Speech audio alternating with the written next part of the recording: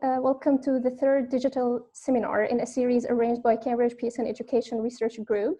In this session, our co-chair, William McInerney, who is a PhD candidate and a Gates Cambridge scholar, will be in a conversation with Dr. Mohanned Al-Arabiat, the president of Generations for Peace. Generations for Peace is a leading global non-profit peace-building organization founded in 2007 by Prince Feisal Hussein of Jordan. In the last 13 years, Generations for Peace have trained and mentored more than 16,000 volunteer leaders of youth in 51 countries in the Middle East, Africa, Asia, Europe, and North America. The programs run by these youth leaders have reached more than 781 children, youth, and adults.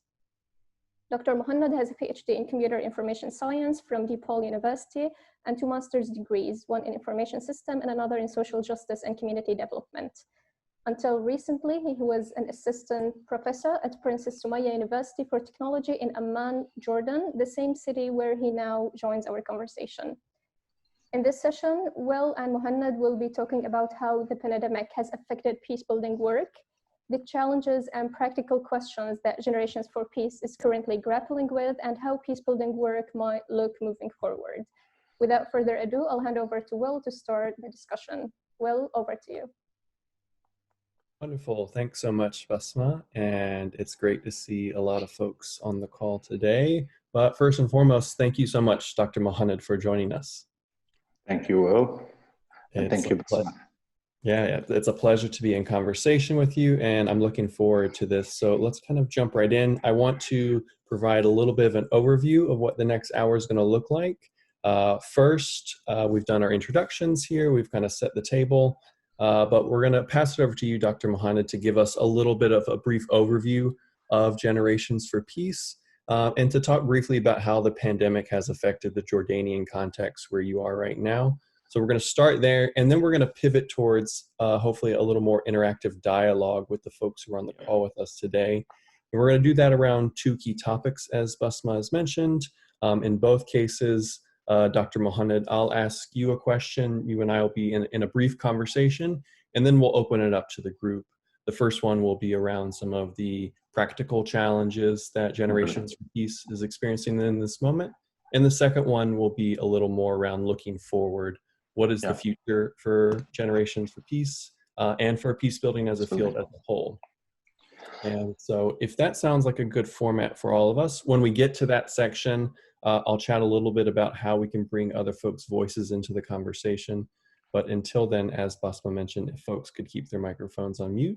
And with that, Dr. Mohanned, I'll pass it over to you. If you could maybe give us a little bit of a background of your organization, your work, and the context you find yourself in right now. Very good. Thank you, Will. And again, thank you, Basma. Super excited and honored to be presenting to a distinguished group of people. I've personally been a student for quite some time.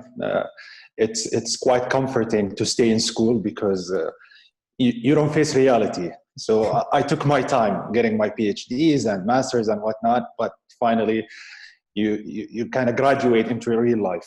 My background, I just want to give a couple of minutes about how I came to be with Generations for Peace. Stayed in Chicago until 2014, then came back to Jordan, went into academia, taught courses about management, change management, leadership, and marketing.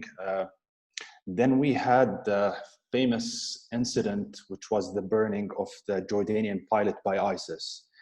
And I don't know, by mere chance, I became involved in the Jordanian CVE effort from a strategic communications perspective.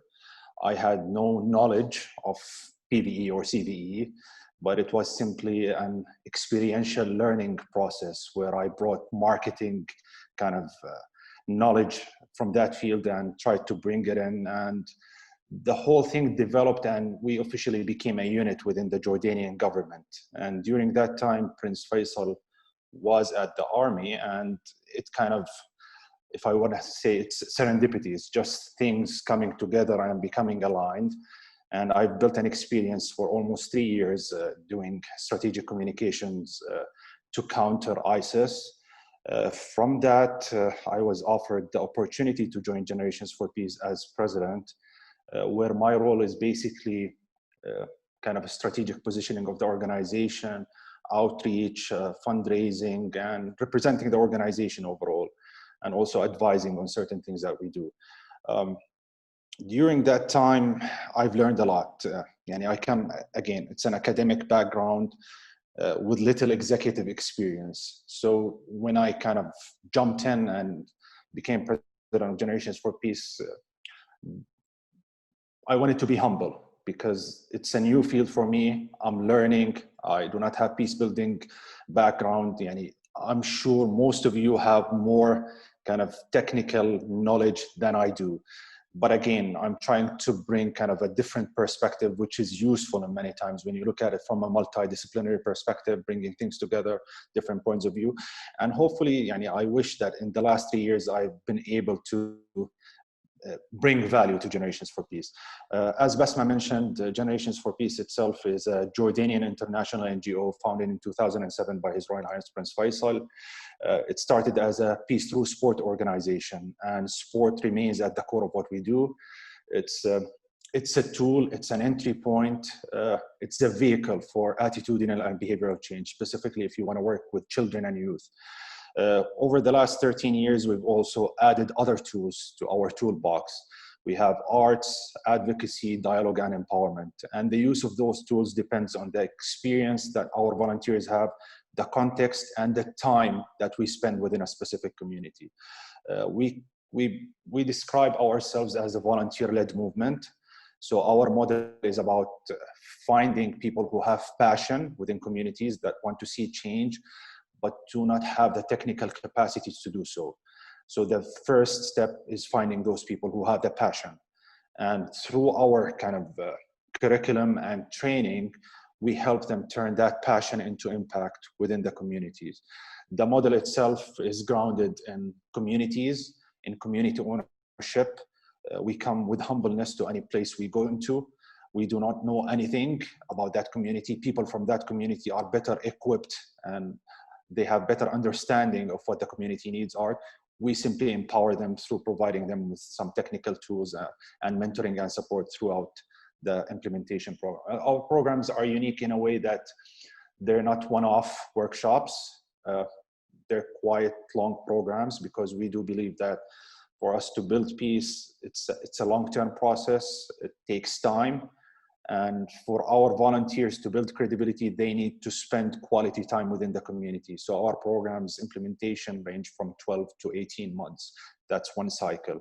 And we try as much as possible to stay within a community as long as possible because you've already kind of built that capital within a community. So you have to keep building on it to have long-term impact and move beyond outcomes and outputs. We also have an arm within the organization. It's called Generations for Peace Institute. They do support us from a research perspective. They do research, monitoring and evaluation, capacity building of our staff, and kind of knowledge management processes. And I'm going to talk a bit about this moving forward, but we're looking at the Institute as a way forward, and we're moving it toward more of a think tank kind of model where we can actually look at influencing policies and moving beyond just monitoring and evaluation and doing research. In a nutshell, that's what GFP is. From a branding perspective, when I joined GFP, the main idea was that peace in the Middle East comes with a lot of baggage. When you say the word peace, people directly assume that you're talking about normalization between Israelis and Arabs. So you start already the conversation with anyone from the region starts from below zero. They do not trust you simply because of the name. The word peace is very heavy. And we start from there, and the explanation takes time, and gaining trust takes time. But the story itself of the organization, we tie it back to our founder and his father, late Majesty King Hussein, and the idea that he left a heritage of peace building, and that we are here to continue to carry that heritage. And we want to mainstream the word peace, to make it within our narratives. It's not something that we should shy away from. It's something that we should carry proudly and put it in the discussions that we have on a daily basis. With engagement, people kind of move on and move beyond that aspect. And if I'm going to be completely honest, we always ask about the normalization aspect. And for us, there cannot be any peace without justice or perception of justice. So that's the key point. People need to kind of internalize peace, accept peace for us to move forward. And we're not a political organization, we're an apolitical organization that works at the grassroots. So that's kind of in a nutshell what Generations for Peace is, what we stand for. As Basma mentioned, we've had programming in 51 countries so far. At any given year, we do programming in 20 to 22 countries. But with the COVID-19, I'm going to talk about how this has affected our kind of global footprint. So over to you, Will. Yeah, certainly. Thank you so much for that synthesis of your work. And it sounds like there's a lot to cover there. But you also pointed us in a direction there at the end, which I want to build upon, which is kind of responding to this very specific moment. And you talked about serendipity as a force that kind of brought you to this point in life. And the peace scholar and practitioner John Paul Lederach talks a lot about serendipity and peace processes. And I find a lot of resonance in the way you frame that. And I also find some serendipity in this moment that we have the honor of talking with you, the president of this large peace building organization, at this very precarious time in history. And I would love to get your thoughts around responding to that moment. And so I think we can now pivot a little bit in towards our dialogue here, but to kick off this first session of dialogue around what are the practical challenges Generations for Peace is currently grappling with, I would like to maybe pose the question to you around, on your day-to-day basis, what are the top concerns that you're experiencing as the leader of an organization like this in this moment? And I would also encourage folks who else are on the call to consider questions that you might also have to contribute to this conversation after Dr. Mohanned responds. Absolutely. Thank you. Now, how I organized my kind of discussion and presentation, I'm going to talk a little bit about the situation in Jordan, kind of where we are now as a country, how that kind of is shaping our thinking within the organization, and then talk about the specifics of what we did at Generations for Peace. And I hope that would be of value. So I'm going to start by talking about the view from Jordan when it comes to the crisis. Although the exact outcomes of the crisis are yet to be seen, we do believe that additional pressures and growing security concerns as a result of the crisis are expected. If I'm going to say numbers, 60% of the Jordanian labor force are already likely to suffer a disproportionate impact as a result of the nationwide movement restrictions. In the medium to long run, the social, economic, and political impact will redefine conflict dynamics, exacerbate resource deficits, and place enormous pressure on the actors operating within the nexus of aid, development, and peace building. Additionally, some work we do on the violent extremism side, we do believe that violent extremist groups are already leveraging the crisis to their advantage, enhancing perceptions of organizational legitimacy, ramping up online propaganda activities, and spreading disinformation in order to weaponize anxiety and impede an already anticipated slow and painful recovery process. Driven by this expected economic downturn, existing vulnerabilities will be aggravated, as I mentioned, including added pressure on refugees and host communities, and acute vulnerabilities for those existing in an informal economy. Combined, it is likely that those increased inequalities and tensions will lead to growing mental health concerns, a sharp rise in crime and violence, such as domestic and gender-based violence. We already see increased social and economic pressures having already led to an increase in violence in households in Jordan, as well as increased negative coping mechanisms. This will also present huge challenges that threaten to roll back progress that has been made on issues related to violent extremism, gender equality, youth and women empowerment, youth leadership, and even social cohesion, where we have a large refugee population. And while the COVID-19 pandemic is first and foremost a health crisis, its implications, as I mentioned, are far more reaching and could ultimately threaten peace and security. Yet this crisis, we believe, also brings an opportunity for fundamental change and for youth to be included and engaged as actors in their local community as part of national response efforts.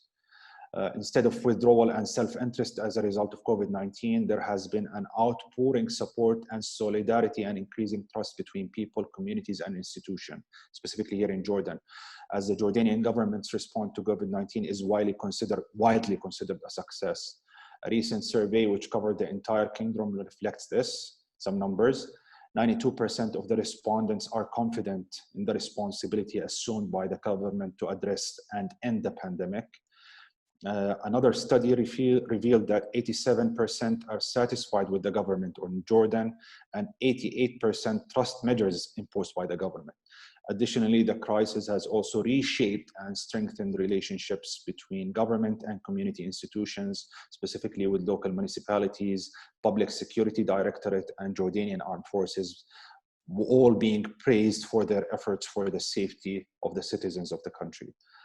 Also worth noting here that public perceptions are shifting quite quickly as the tension between prioritizing lives versus livelihoods is taking hold in public discourse. And that's a discussion we're seeing day by day. So those numbers, I could tell you now that they have declined significantly since the polls were kind of conducted. As such, from our perspective, there's a need to maintain and build trust between citizens and authorities, and it becomes even more crucial, particularly in the light of the anticipated economic and social impact and the lifting of lockdown restrictions, which we are already seeing. The shifting dynamics and the changing relationship provides a window of opportunity both during and post the crisis. That's the positive side in us. Subnational structures and youth engagement can be harnessed to support the national response and recovery efforts, and youth can play an important role in connecting and engaging community institutions to strengthen resilience and security, simultaneously giving governments the opportunity to transform youth-state relationships, tackle political and economic social tensions, and minimize the appeal of violent extremist organizations. Youth are often the most active in local engagement in cases of crisis, and we've seen that firsthand. They show resilience through resourcefulness, creativity, and know-how.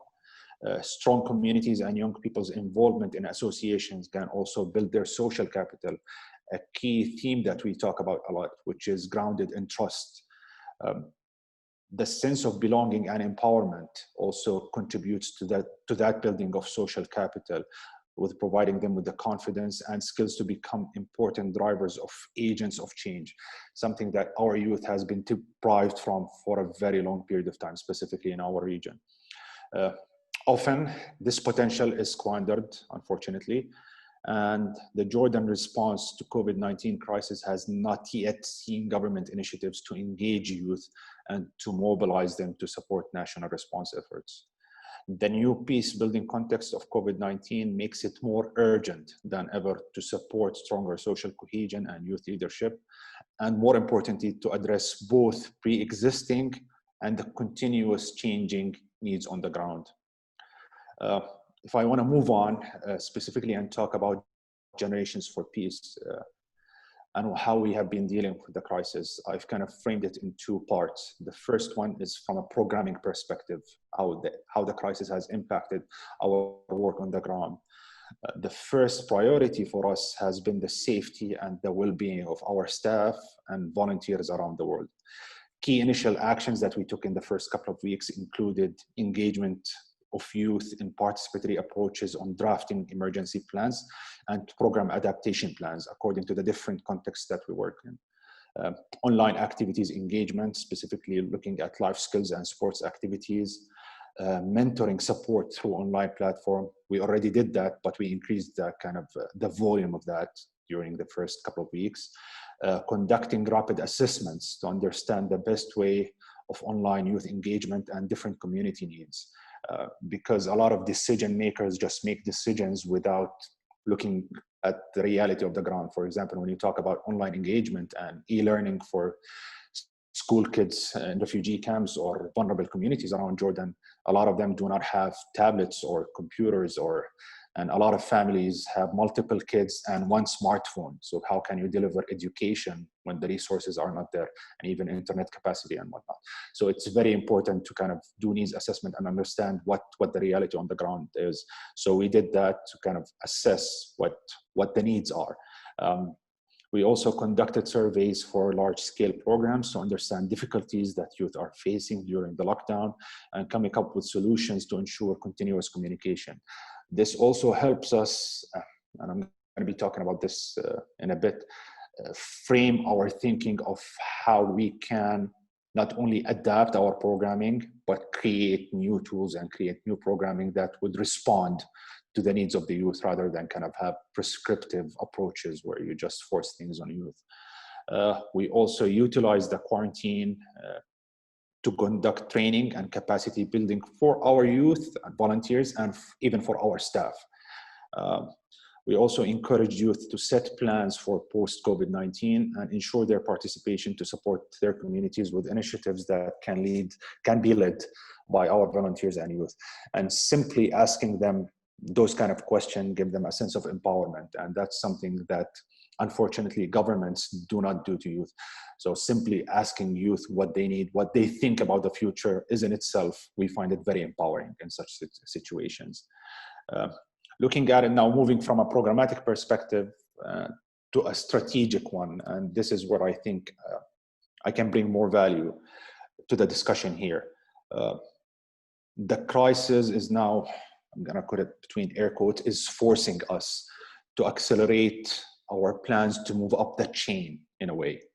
GFP has always prided itself as a grassroots volunteer-led movement. This direct engagement with the field through volunteers that come from those communities is where true peace building happens, because it is driven by people and is built around people. However, I do believe that we have a role to institutionalize change through engagement with government, doing advocacy work at the policy-making level, and conducting more in-depth research that could inform policy-making. Additionally, we have envisioned Generations for Peace as becoming more active in moving towards a technical partnership model.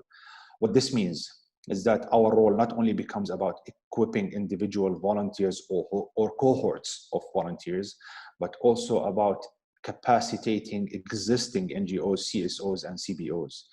If we are to look at it from a financial perspective, and if I were to be very honest, there are a lot of middlemen organizations that grew and became dependent on a financial model that I do not believe is sustainable any much longer.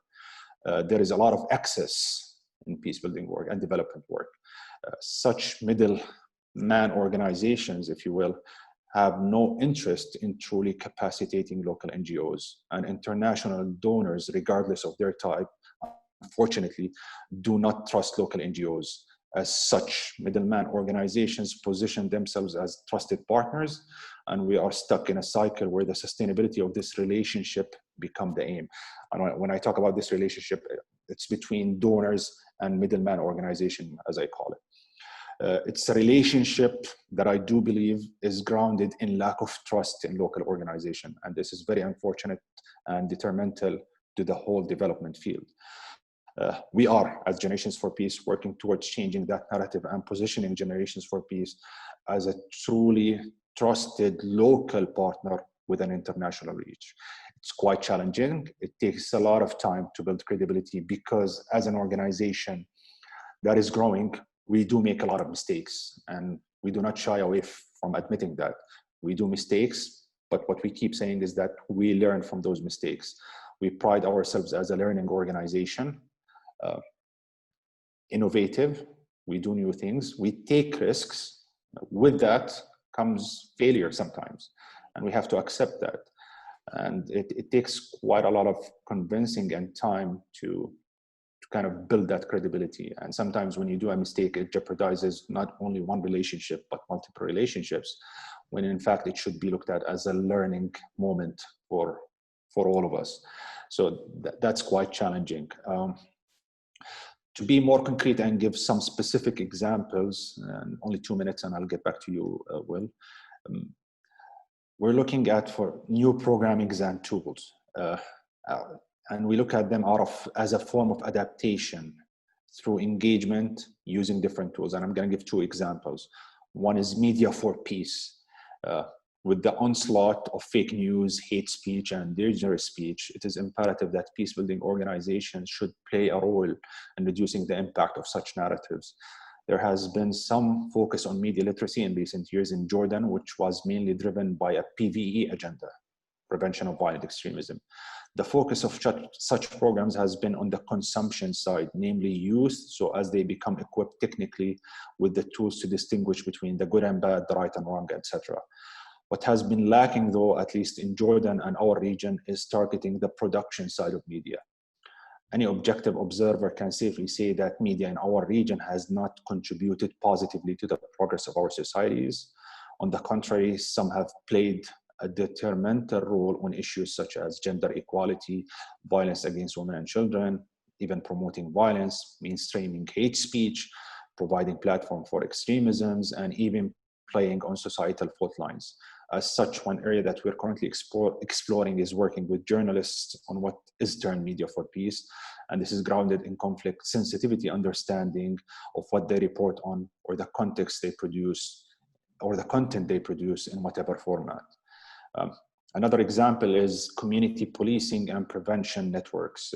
Within the context of post-pandemic area, maintaining and building trust between citizens and authorities should be a priority, given the high probability that the economic and social impact, as explained before, will create an environment ripe for conflict.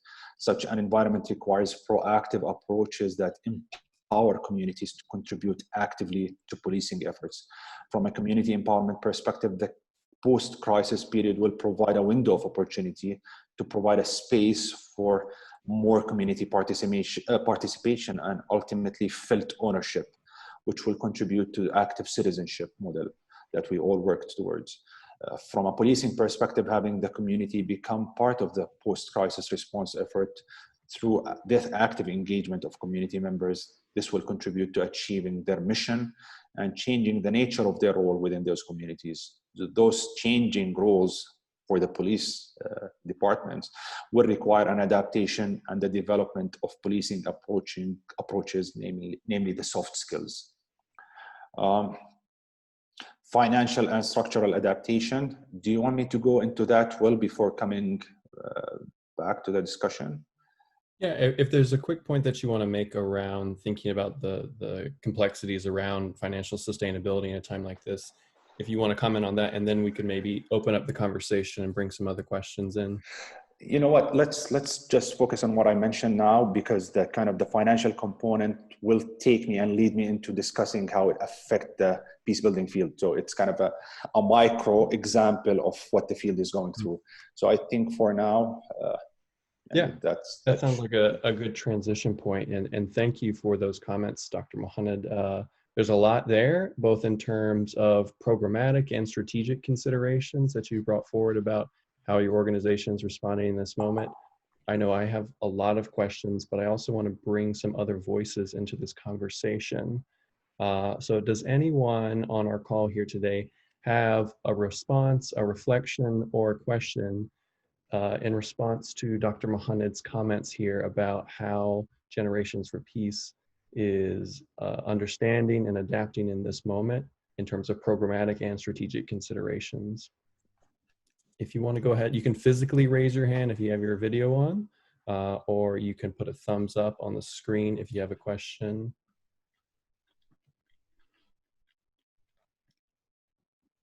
Looking around here.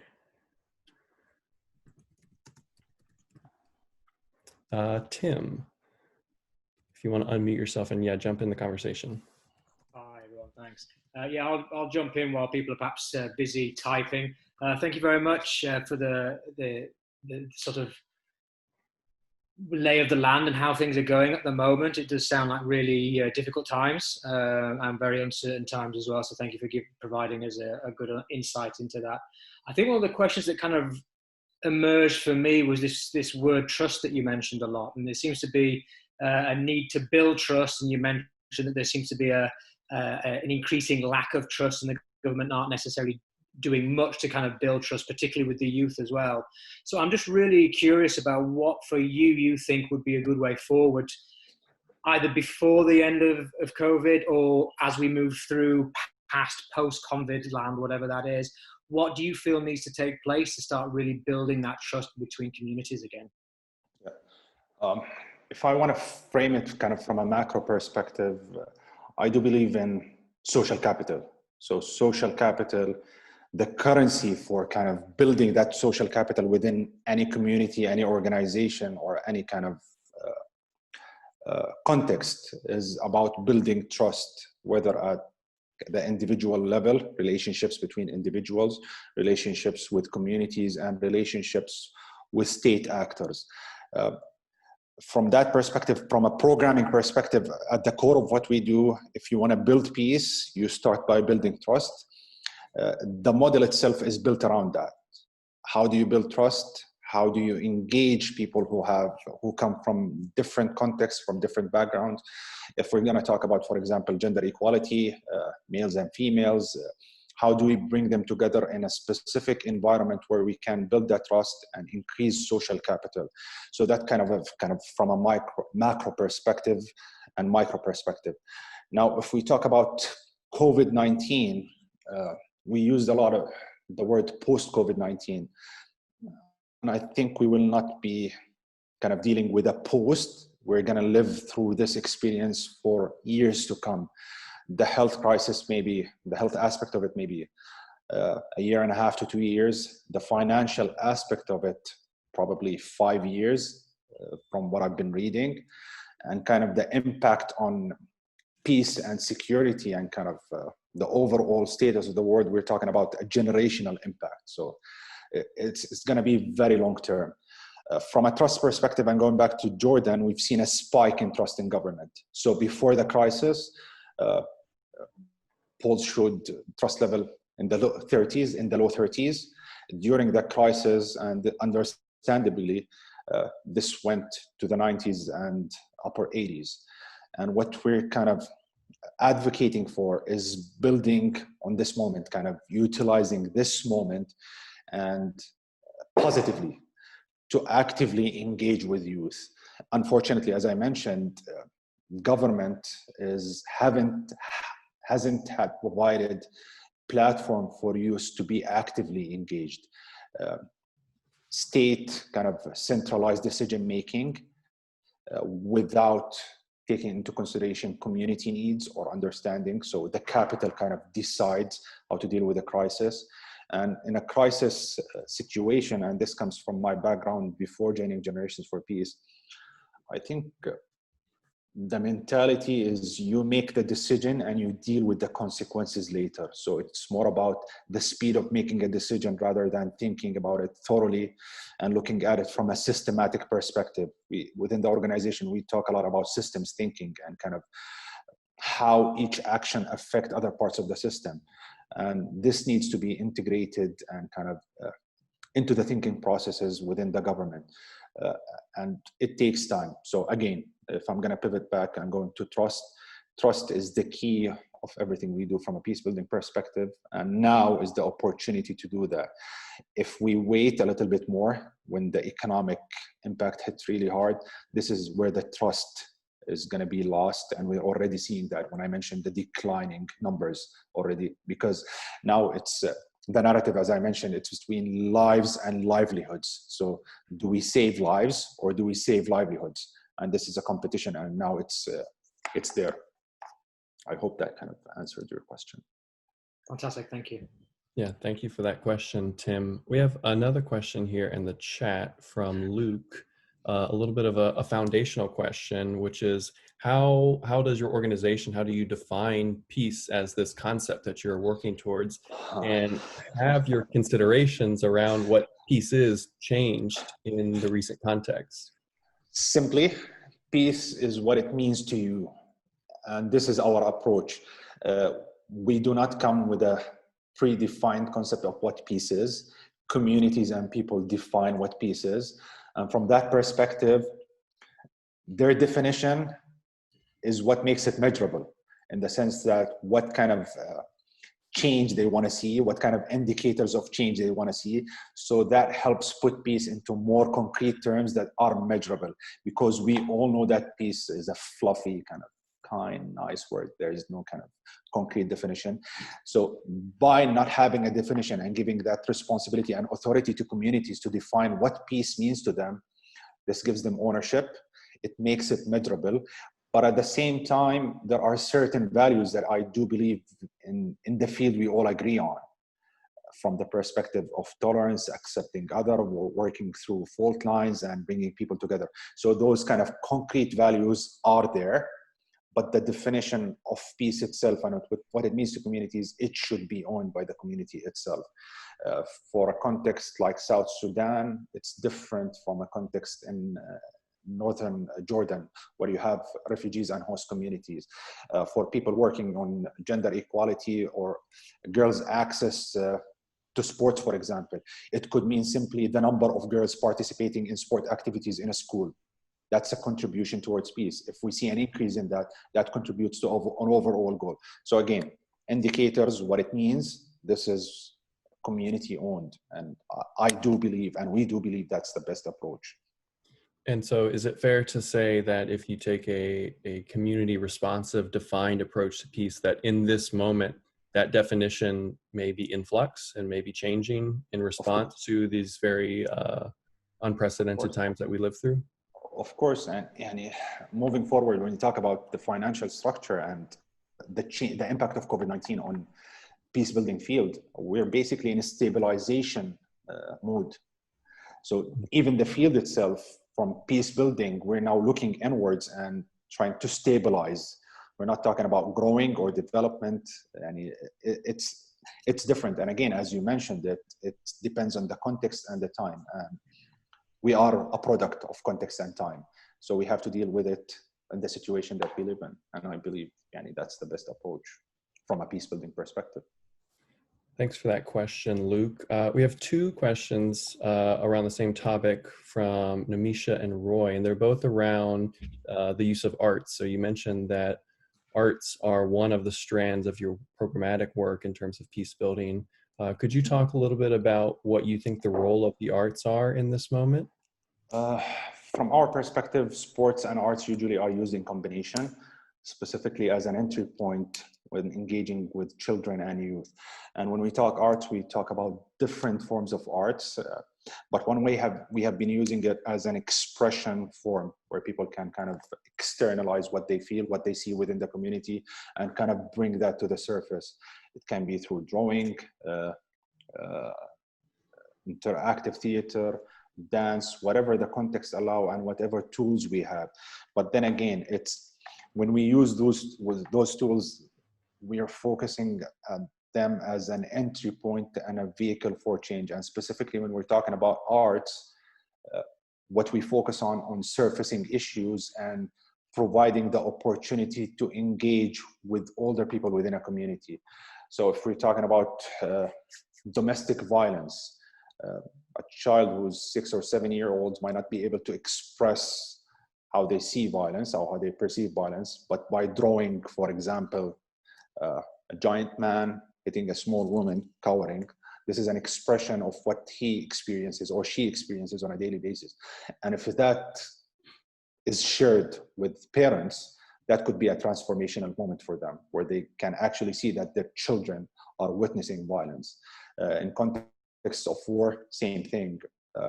In context of changing attitudes, we use interactive theater and kind of you do a situation and you ask the what if, how can you de-escalate, how you can change. And it's a form of expression for youth, and we find it to be very powerful from kind of letting them feel empowered in the sense that they can express in different forms rather than using only language or spoken language. Yeah, thank you for that. And thank you for those questions. I'm going to go ahead and take one more, and then we're going to pivot back to you, Dr. Mohanned, because I'm aware that our time is quickly evaporating on us. But Uday, I think I see your hand was raised if you wanted to bring forward a comment or a question. Thank you, Will. Thank you. And thank you, Dr. Mohanned, for sharing your insights and experience. Actually, it's a different question. Maybe I'm taking the conversation in a different direction. It's about, you mentioned that your organization is a volunteer-led organization.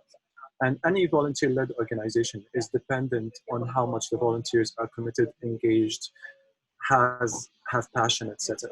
And I heard I attended several webinars about the impact of COVID on volunteering-led organizations. And an interesting thing that I heard a lot that has put positive impact on how much the volunteers are engaged and committed. Not all organizations, but I heard this a lot, especially from organizations which model is online volunteering. So from your experience, have you noticed that the volunteer engagement commitment has increased during this situation, or no, this is something you haven't noted or noticed? Can you reflect on this? Yeah, I would say, as I mentioned in the brief kind of presentation, there is a lot of interest from youth to they want to contribute, they want to do something, and they want to be of value, whether that is from a crisis response perspective, humanitarian perspective, or even contributing to the conversation itself, the narratives that we talk about and we live every day.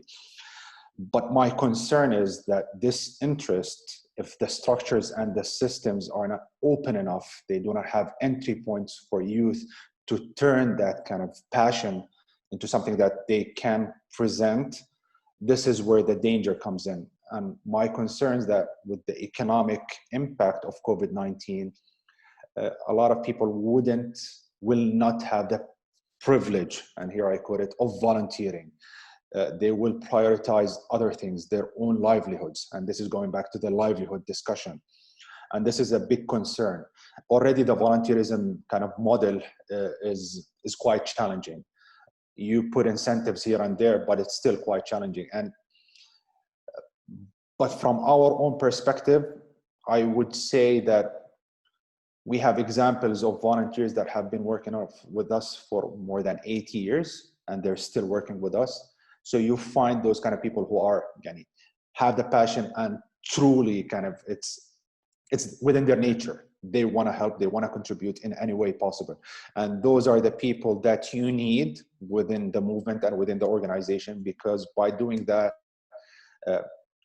they're leaders by example. They change the dynamic, they change everything, and other people kind of fall into that. They want to become like them. So having those people and positioning them correctly within the volunteer movement is key to sustaining that model. I hope that kind of answers the question. Yeah, thanks so much for that question and that response. Because of time purely, I'm going to pivot us forward, but I do want to acknowledge that there's a very insightful conversation and questions also going on in the chat here with Vicky and Hillary. And I hope that we can continue to create platforms to continue this conversation. But for the sake of time, Dr. Mohanned, I know there were 2 other brief topics that we wanted to bring into this conversation, including one around some of your expertise and some of the financial sustainability considerations of peace building work, as well as looking to the future. Could you comment a little bit around those 2 subjects, and then hopefully we can have a couple moments for some more questions at the very end here. Time-wise, I'm open, so we can go 10 minutes beyond, but I also respect people's time. So from that perspective, the financial and structural aspect, and this is, I'm going to talk Generations for Peace, then move kind of into the field and what we've been doing with the field through our engagement. We've had conversations within the organizations beginning at mid-March, but at the time, if I'm going to be completely honest, due to the uncertainty and the spectator mood that almost everyone was in, we simply went with the flow at the time. We started working from home, and in all honesty, our staff has shown resilience and positivity throughout. But as days and weeks went by, reality began to hit, and we started seeing our unrestricted funding being cut significantly. When that happened, we started working on multiple scenarios, from the best to the worst, and went basically to the drawing board. We've also engaged with the board afterwards once we have done our homework. And to be clear, we view this crisis as an existential one. the main priority is the survival of the organization. And for us to be able to survive, we have to reduce the uncertainty internally within the organization, because without this kind of sense of stability, we will not be able to navigate into the future. So the mindset was basically, let's stabilize internally so that we can deal with the uncertainty of the outside world. And I think that comes from a management background. This is what you need to do. Get your house right before dealing with the outside. So we went through that process, and the scenarios we have built were grounded in two simple principles. We want to keep everyone's job within the organization. Two, any hit from a financial perspective will be distributed fairly and not equally. So we focus on fairness. So if we're going to do a salary cut, it's not going to be 10 or 20% across the board. It's going to look at the hierarchy and ensure that everyone is treated fairly. We started taking those actions because we truly want to get out of this faster with the least impact possible on each and every member of our staff. Any delay would have meant that we will have to take more extreme actions in the near future. And I used a metaphor in our communications with the staff, and it's still a valid one. We looked at it, this kind of financial measures, as our attempt to flatten the curve. It's about spreading the pain fairly over a period of time and keeping it at a tolerable level without having to go to peaks of actions or letting the impact take its course and risking the existence of the organizations. So for me, it was a perfect metaphor in the sense that we're dealing with COVID-19, and those are kind of the strategies that everybody is grappling with, what to do. But for us, it was about flattening the curve, getting the buy-in from everyone, and just trying to stabilize internally to be able to deal with the external uncertainty. Other actions, if I'm going to be specific, included freezing bonuses, freezing hiring, freezing international programming that has no donor support, among many other key cuts. However, we still maintain the focus on fundraising and targeting strategic markets such as the US, while also keeping our expectations real. We also committed to a monthly review of the budget with the board. So if the circumstances changes, if the financial situation becomes better, then we will kind of reverse some of the financial actions that we took and start to bring people's salaries back to where they are. So it's a commitment from us to kind of this, we are in this together as an organization, and we will go through it together. So this is kind of our commitment and communication to staff. I'm sharing this first-hand experience in the hope that it will be of value. This is in many ways a change management process where I and we at the leadership level of the organization had to deploy multiple strategies and tactics, while also maintaining transparency and staying true to our values. To me personally, as someone that came from academia with little executive experience, it felt like living one of those case studies that we read during getting an MBA or ones we taught in a management class. And it hit me after we went through that this is what we were reading, we were studying. I also wanted to use that example as a bridge to move into the impact of the crisis on the field overall. We started having conversations with the Alliance for Peacebuilding and other players in the field. From April 29th to May 11th, the Alliance for Peacebuilding surveyed member leaders in depth on COVID-19's impact on their organizations and asked them to help identify near-term measures needed to stabilize the field. I will be sharing key findings. 47% are not financially secured for 3 months. 50% have suspended programs. 33% have lost capacity, staff capacity. 86% project loss of income in 2020. 65% are not financially secured for 1 year. 27% have cut staff benefits and salaries. Other key findings: small organizations, not surprisingly, face the most serious near-term financial uncertainty, but medium-sized organizations project the most sizable losses with respect to grants and individual donations and anticipate the greatest difficulty fulfilling grant obligations. 97% of organizations agree that travel restrictions have adversely affected their organizations. 65% of the organizations will have to cease activities within the next year if no additional funding is acquired. 22% of the small-scale organizations have projected a revenue loss of over 50% in the current year.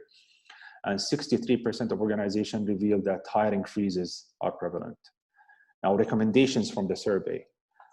One, the need for flexibility across funding mechanisms and grant structures, especially since inability to meet current grant obligations was a common challenge. These flexible mechanisms include conversion of restricted grants to general supports, allowing repurposing of funds towards COVID-19 response, and or reallocation of budget lines to assist the adaptation of the organization. Additionally, organizations highlight the need for increased funding opportunities either through new grant sources or through renewal of existing grants into multi-year grants. Member organizations also suggested that funding streams should be directed toward local actors and organizations who could respond efficiently to the needs expressed on the ground. They also suggested that funding be allocated towards online capacity building training as well as shifting to new virtual reality. Based on the above, we can see that this is a period that should focus on the stabilization of the field. And two key takeaways from the conversation we have been having are, one, that's my final thoughts up till now. Of course, this is an evolving discussion. Peacebuilding organizations do need to adapt quickly and move to new delivery formats, namely using digital means. However, this raises questions beyond efficiency and more towards effectiveness of programming in different contexts. Such crisis response process is grounded in a stabilization-driven paradigm rather than one that is rooted in impact. And as we all know that for our work to be effective, it has to happen in a social context with social interactions aimed at building trust and increasing social capital. It is also, that's the second takeaway. It is expected, unfortunately, that most donors will become more risk averse, exactly at the time when they shouldn't. It is also expected that humanitarian responses will take priority, thus making the pool of funding available to peace-building organizations even smaller. It will be very unfortunate, due to what I just mentioned, that many peace-building organizations will simply die, because what they might have needed was simply to buy time, no matter how short that time might be, whether it was 1 or 2 or 6 months, during which they might come up with solutions, adapt, or find other sources of funding, or it could simply mean that the context will change. So this is kind of, in a nutshell, the summary of conversations we had, the experience that we've been going through internally as an organization, and the conversations that we've been having with players in the field, peace-building field. Yeah, thank you. Thank you, Dr. Mohanned. I think particularly having someone in your position in an organizational context allows us to think really critically about some of those financial and strategic considerations. We don't have much time, but I, again, would love to get another voice into the conversation here. Is there anyone who has kind of a burning question, a thought, a consideration that they would like to bring into our conversation in response to what Dr. Mohanned just said here? Roy, go ahead. That was such a wonderful hour. Thank you so much. The work that we're doing is both arts-based and technological based, and those communities we've been working with that are already investing in the technologies, it's been quite an easy thing to raise that level of interaction. So I take your point about the importance of a digital framework. My question is, how concerned are you that those who are already hooked into the digital, the technological connectivity are going to sustain and maybe even build better communities as light of that, which is what we're finding in the UK and also with our programs in Nepal. But for those who don't have that, this is yet again more of an indication this is an economic issue. This is an issue of poverty of wealth and poverty of ambition. I just wondered what your thoughts were on that. This is going to create a greater divide, or do you have some solution? I do believe so. Again, it's the digital gap, and we're seeing this stark difference in Jordan. And the government, I would say, has been responding positively towards that. But the move, for example, toward online education, and I'm a father and I have kids, and I'm privileged to have my kids in a private school in Jordan. But the majority of Jordanians do not have that kind of privilege.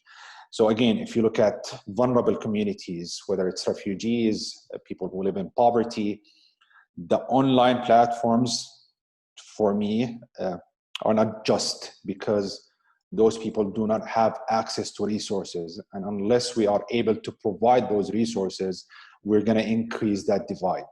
And this is going to manifest itself in different ways, not now, but in the near future and moving forward in the midterm future.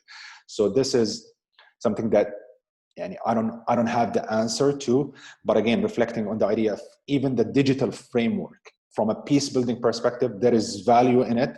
But then again, we do believe that kind of social closeness, physical interaction within a safe environment, physically and psychologically, is where peace is built. Digital platforms are simply platforms. They're tools to be used, but that does not mean that we have to kind of drop what has worked before. So from our perspective, what we're doing now in some of our programming, if you want to call it, we're working with UNDP on something called virtual youth centers. It's something that exists in the virtual world when there is a lockdown. But our plan is when the lockdown is lifted and restrictions are lifted, we're going to go back to the physical world. So it's a support system rather than it becoming a system itself. And I can't reiterate that enough. Yani, isolation, technology itself, we should focus on it as a tool, not as itself becoming what we work for. And that's one of the main concerns that I have. And I hope that kind of answers that question. That's excellent. Thank you. Thanks, Roy. And thank you, Dr. Mohanned. And unfortunately, we're already a little over time. So I'm going to have to bring our conversation to a close here for the moment. But I want to really thank you, Dr. Mohanned, for taking time out of your busy day to join us in this conversation, to review your organization, your background, to help us think critically about the programmatic, the strategic, the financial, and as we kind of got towards a little bit there at the beginning, the new directions forward. And I think, as you said, in a lot of ways, we are living the case study that will one day fill our textbooks. And in that moment that we find ourselves, it's important to try to see in which ways and in what context serendipity is emerging for transformation, and how can we solidify the reality that organizations like yours are promoting, which is that peace building work is, to use the term that's floating around a lot, essential work. And how can we reinforce that from the grassroots up? How can we use that to solidify trust in our communities and to continue this work?